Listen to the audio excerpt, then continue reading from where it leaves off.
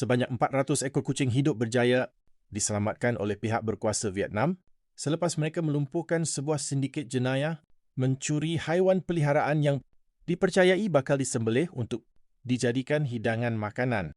Fakta utama kes. Operasi serbuan ini dilakukan hasil siasatan menyeluruh oleh pihak polis terhadap rangkaian jenayah di Vietnam. Lokasi serbuan. Operasi dijalankan di Provinsi Tay Ninh dan Bandaraya Ho Chi Minh. Tangkapan.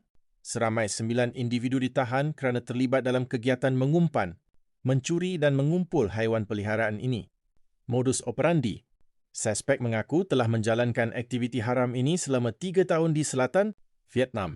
Mereka mengumpul kucing-kucing, curi sebelum menjualnya kepada pedagang daging setiap 2 hingga 3 hari.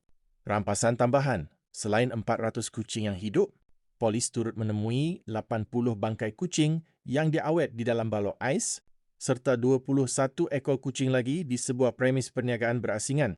Status kucing yang diselamatkan disatukan semula. Menurut Pertubuhan Kebajikan Haiwan Hume World for Animals, sekitar 40 ekor kucing telah berjaya disatukan semula dengan pemilik asal mereka. Kematian. Beberapa ekor kucing dilaporkan mati akibat penderitaan dan keadaan buruk yang dialami semasa berada dalam kurungan haram tersebut. Bantuan semasa, Pertubuhan Kebajikan kini sedang menyediakan makanan dan rawatan untuk baki kucing yang masih ditahan oleh polis sebagai bahan bukti kes. Latar belakang undang-undang. Di Vietnam, undang-undang negara tersebut membenarkan penjualan dan penggunaan daging anjing serta kucing sebagai sumber makanan. Walau bagaimanapun, pengusaha restoran wajib memiliki sijil sah yang membuktikan asal-usul haiwan berkenaan.